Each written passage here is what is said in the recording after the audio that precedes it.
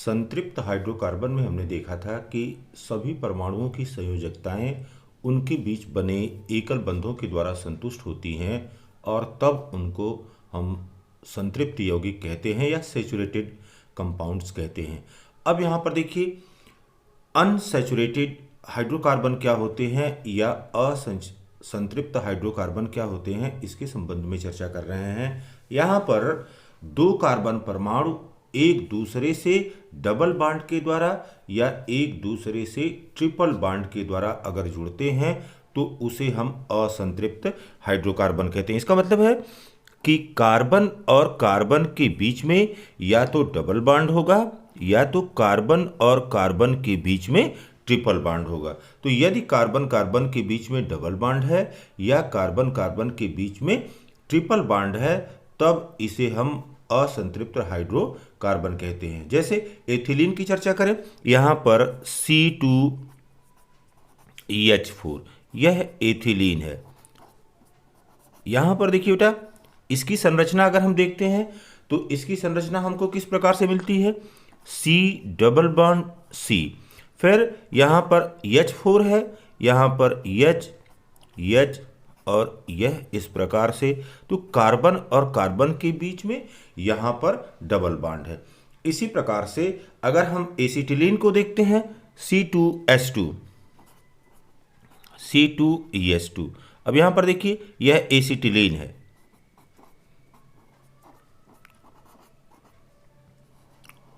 अब यहां पर दो कार्बन परमाणु हैं। सबसे पहले ये देख लीजिए कि यहां पर दो कार्बन परमाणु हैं तो कार्बन और कार्बन को पहले एकल बंध के द्वारा जोड़ते हैं। सबसे पहले सिंगल बॉन्ड के द्वारा जुड़ गया। अब दो ही हाइड्रोजन है तो एक हाइड्रोजन यहां पर आ गया, एक हाइड्रोजन यहां पर आ गया। हाइड्रोजन की संयोजकता संतुष्ट हो गई क्योंकि हाइड्रोजन को एक इलेक्ट्रॉन की कमी थी, इसने कार्बन से एक इलेक्ट्रॉन लेकर के अपना नियरेस्ट जो इनर्ट गैस की संरचना है उसको प्राप्त कर लिया। अभी भी कार्बन की दो संयोजकताएं बच रही हैं तो यहां पर यह जुड़ गया। तो कार्बन और कार्बन ट्रिपल बॉन्ड से जुड़ रहे हैं और कार्बन के साथ हाइड्रोजन यह सिंगल बॉन्ड के रूप में जुड़ रहा है। तो यहां पर एसिटिलीन की यह संरचना हो गई। तो यहां पर देख रहे हैं कि द्विबंध के निर्माण में क्या हो रहा है, जब डबल बॉन्ड बन रहा है, पर देखिए जब डबल बॉन्ड बन रहा है तो दो जोड़ी या संख्या में कितने इलेक्ट्रॉन भाग ले रहे हैं, 4 इलेक्ट्रॉन भाग ले रहे हैं। अगर तीन जोड़ी या कितने इलेक्ट्रॉन, 6 इलेक्ट्रॉन। तो इस समय क्या हो रहा है, इस समय डबल बॉन्ड बन रहा है और इस समय क्या होगा, इस समय यह ट्रिपल बॉन्ड बन रहा है। तो अब यहां पर इस तरह से जो हमारा अनसैचुरेटेड हाइड्रोकार्बन है या असंतृप्त हाइड्रोकार्बन है वो कितनी प्रकार का हो गया, यह 2 प्रकार का हो गया। एक तो द्विबंध वाला जो है असंतृप्त हाइड्रोकार्बन हो गया और दूसरा जो है वो त्रिबंध वाला असंतृप्त हाइड्रोकार्बन हो गया। अब यहां पर देखिए, असंतृप्त हाइड्रोकार्बन अब यह 2 प्रकार के होते हैं, 2 टाइप्स के होते हैं।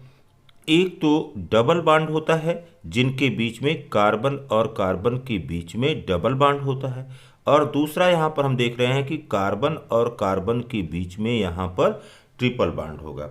तो जो डबल बॉन्ड वाला होता है उस डबल बॉन्ड वाले को हम क्या कहते हैं, डबल बॉन्ड वाले को हम एल्कीन कहते हैं।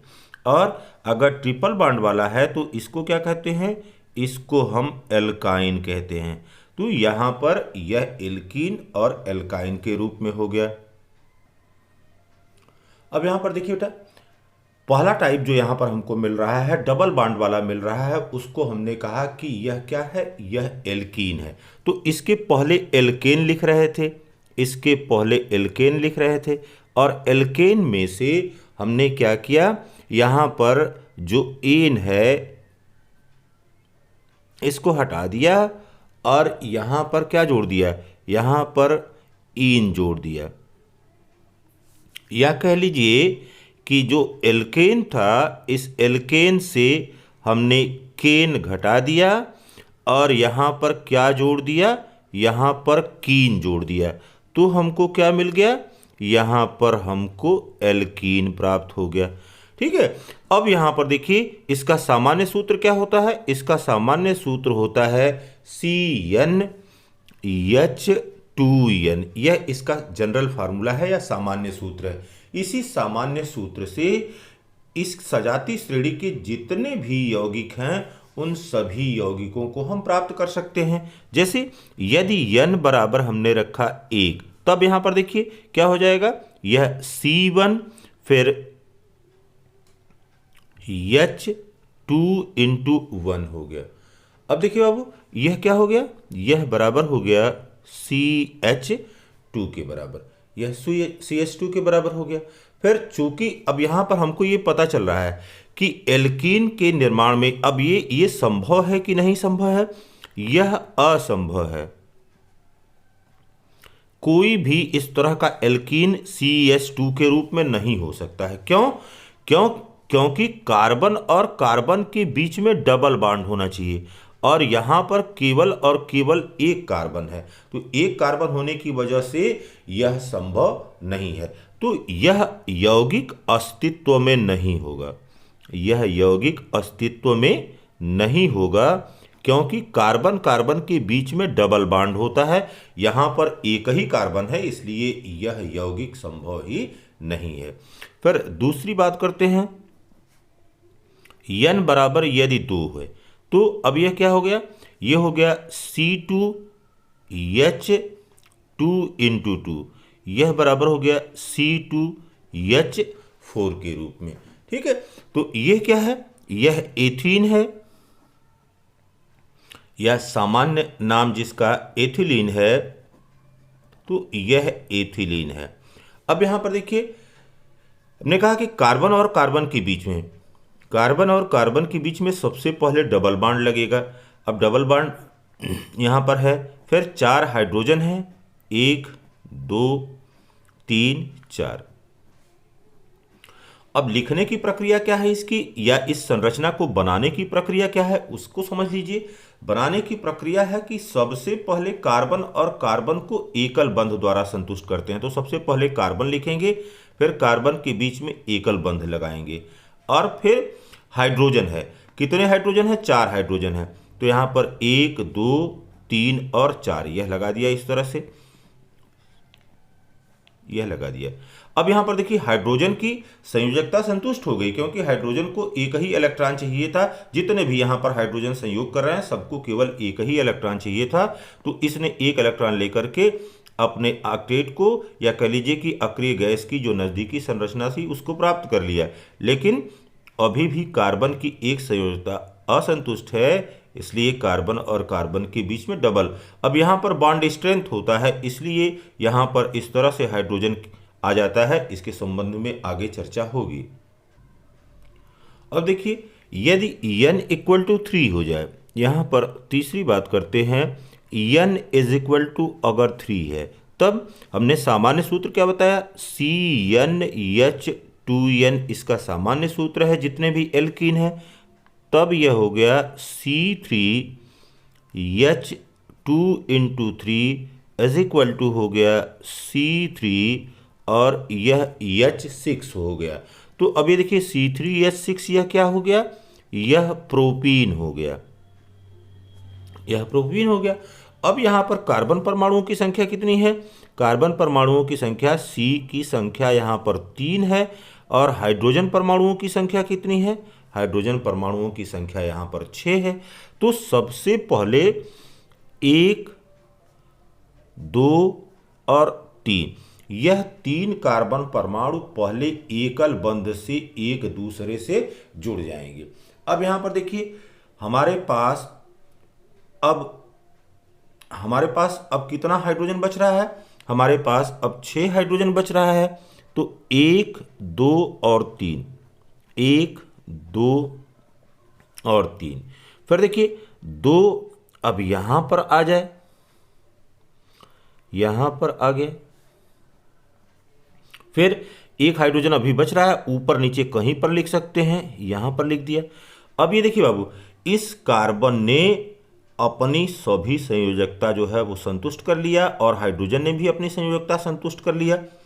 यहां पर अब इस कार्बन के लिए देखिए एक संयोजकता इधर हो गई, एक इधर हो गई, अभी एक इसकी वैलेंसी बच रही है। इसी प्रकार से इसकी एक वैलेंसी बच रही है, तो यहाँ पर डबल बॉन्ड हो गया।